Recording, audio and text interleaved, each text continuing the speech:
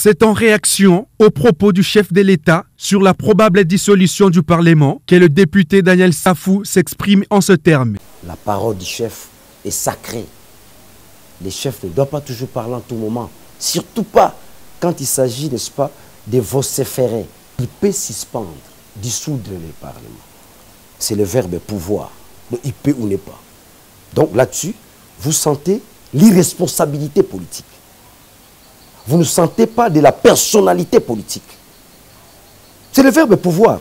Vous savez, même quand on parle, les langages, excusez-moi, j'ai étudié la philosophie du langage. C'est par le langage qu'on peut véhiculer notre pensée. Et Félix est tenté de véhiculer quoi?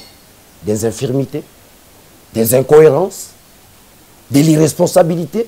Au sujet du stylo rouge promis par Félix-Antoine Tshisekedi, ce dernier demande au président de la République ceci. Quand il parle du stylo rouge, en politique on appelle ça la ruse, qui commence par appliquer le stylo rouge à celui-là qui a refusé d'exécuter son ordonnance. Par rapport à l'alternance, Daniel Safou invoque une nouvelle théorie.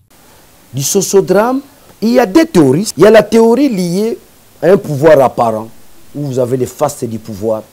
Mais il y a une autre théorie, c'est le pouvoir réel. C'est ce pouvoir-là que détient Kabila. Il est majoritaire au Parlement, il est majoritaire au Sénat, il a la territoriale, la terre de nos ancêtres. Et Félix a quoi? Il a les fastes du pouvoir. Alors, face à un pouvoir apparent et réel, dites-moi, le pouvoir apparent peut relever une décision.